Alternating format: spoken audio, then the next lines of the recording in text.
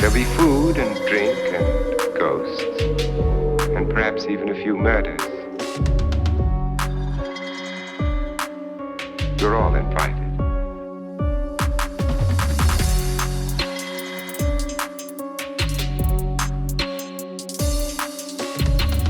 Greetings everyone, and welcome back to Dunwich Manor. For the first time ever, I asked you guys what movie you wanted me to review next. For some reason, one of the options I gave you guys was The Black Demon, and this was literally one of my most voted on polls ever. It got like, I think 107 votes, at least the last time I looked. And I'm gonna keep it real with you, I had seen this movie once before, and I really didn't want to watch it again, so I don't know why I put it in the poll.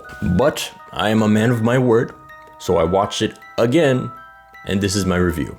Before getting into it, if you guys could consider leaving a like and subscribing, I would really appreciate it. It really motivates me to keep going and helps grow my channel, so thanks. But now it's time to hop into my review of The Black Demon, released in 2023 and directed by Adrian Grunberg. And get ready, because it's going to be a rough one. Our story starts out with two men out on the ocean. One's getting ready to go on a dive, and the other one's just being incredibly annoying, clearly trying to get on the other guy's nerves. We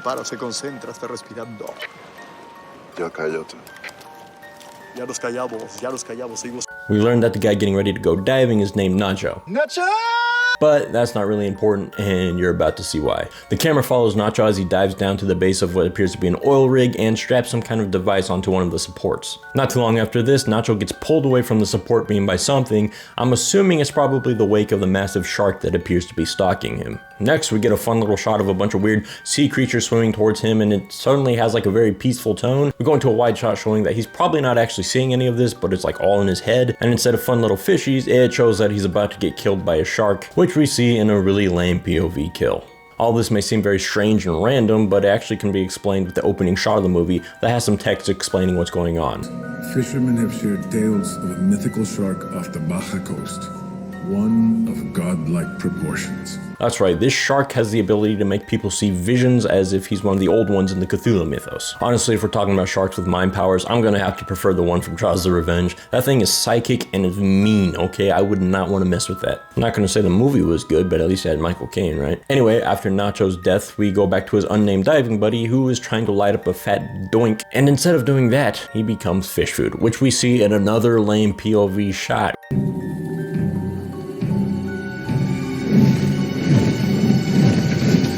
We gotta stop with those, man. I wanna see the shark. Look, if you're not gonna show the shark, if you're just gonna tease it, do what Jaws did, make it so you can't see it at all, and make really good music. The next scene introduces us to our main family of the film, and let me tell you, this is like the most generic family on a vacation I've seen in a long time. I mean, I can't think of another film that has a family that's this generic feeling. I mean, like National Lampoon's Vacation, I guess, but that one is meant to be funny and meant to purposely be every family ever. Hey, bud, you want to hit us with another of those trivia questions? Yeah, let's do that again. Say, fun fact, 32. Oh, hey, stop it. Also, let me just take this moment to say one of the most annoying things about this movie is how unlikable most of the characters are. There's nobody that I really go for, except for like one or two maybe throughout the whole movie. I just don't like the characters very much. And honestly, I hate to say this, but there are times when the acting is extremely mediocre as well. Through family bickering and more cookie cutter dialogue, we find out that family's not just on vacation, but the father is actually going to do a safety inspection on an oil rig off the coast of Mexico. As they drive throughout the town that they're going through, they realize that it's pretty run down, and there's just not really many people around except for, of course, more generic weird townsfolk.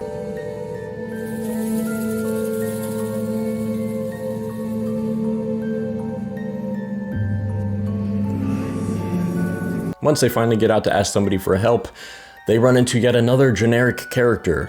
And I'm saying generic a lot. It's just like, it's so blatantly obvious what they were doing with these characters that it hurts. It hurts. But this character is the older, mysterious man that warns them of a curse on the town, of course. And he has a scar, so what a surprise. I'm just down here for a weekend with my family.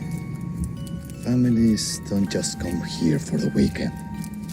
They finally find a restaurant they can hang out at, and the dad, Paul, our hero, leaves his family there so he can go and do his safety audit on the oil rig. He heads down to the waterfront where his company's already gotten a boat arranged for him.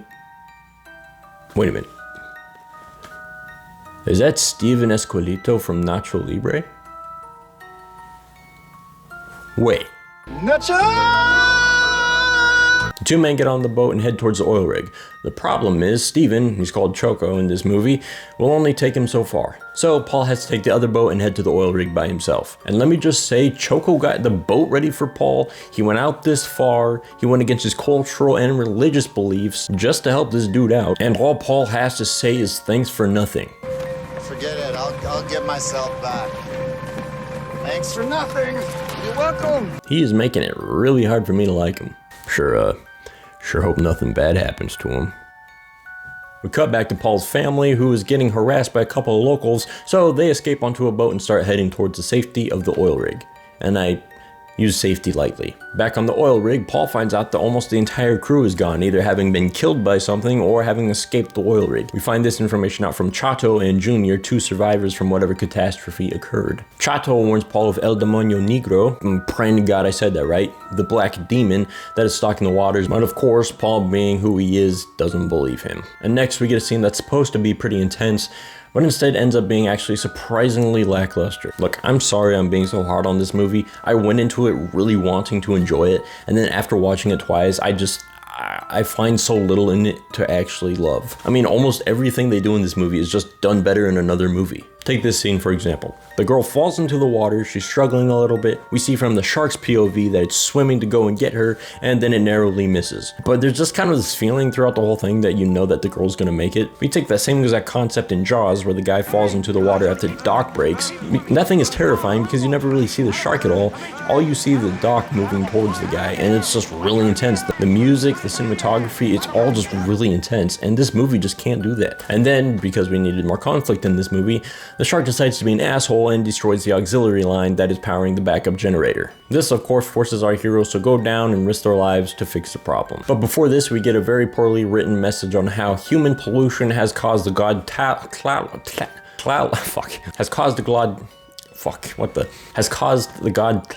to be pissed off and release his demon, the black demon. Our heroes Chato and Junior head down to fix the auxiliary line, and it goes very poorly.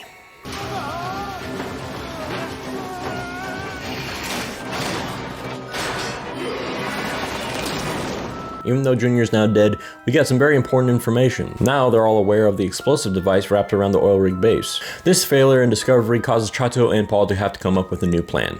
In the meantime, Paul's wife Ines is looking around and discovers all the previous safety audit forms, which shows that Paul has actually been signing off on all the safety audits, even though there's a lot wrong with the oil rig. So basically, this whole thing is Paul's fault. Ines gets pissed off and talks to Paul, saying, hey, I know all about your dirty little secret, and Paul tries to explain to her that the company was forcing him to sign off on these audits just because they didn't want to lose any money, because they would definitely lose a bunch of money if this oil rig was inoperative.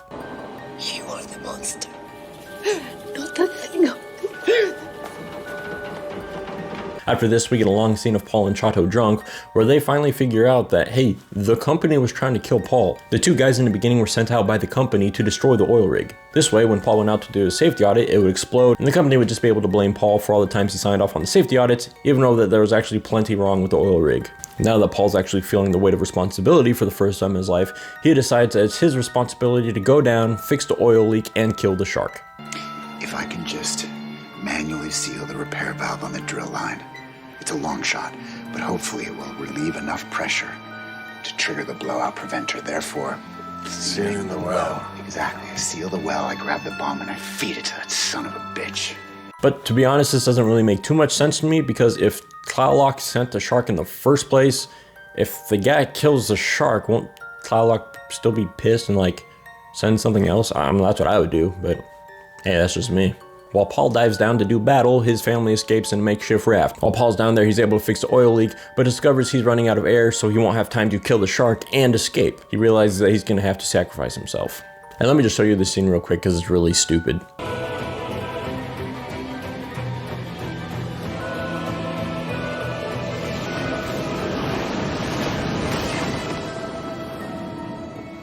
I mean, the shark's literally about to get him, and just because he slides into some little metal bars, the shark just decides not to. This thing's like bigger than a megalodon. It's just like, oh, well, guess he's behind bars now, I guess I'm good. Paul says goodbye to his family over a radio and blows up the shark and himself.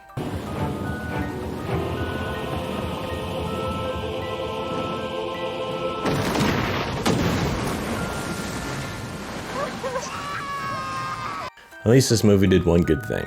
It killed the shark in a way that's never been done before. I think. Smile, you son of a bitch!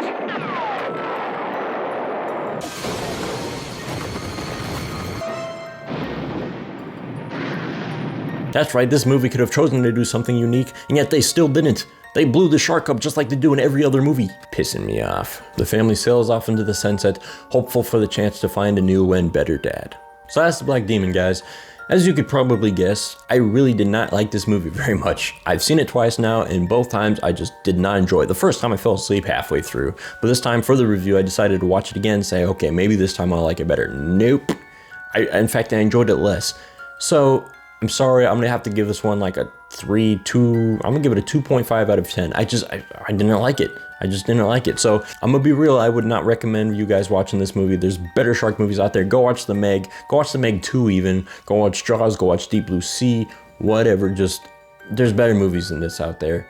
Thank you so much for watching. I'm very sorry that I was so hard on this movie. This is definitely my most negative review ever. I try not to do negative reviews. I try to be constructive, but yeah, no, this one made it hard on me. So thank you so much for watching. Please don't forget to like and subscribe. If there's a movie that you want me to review, go ahead and leave it down in the comments and I'll do my best to get around to it. And I'll see you all next time at Dunwich Manor.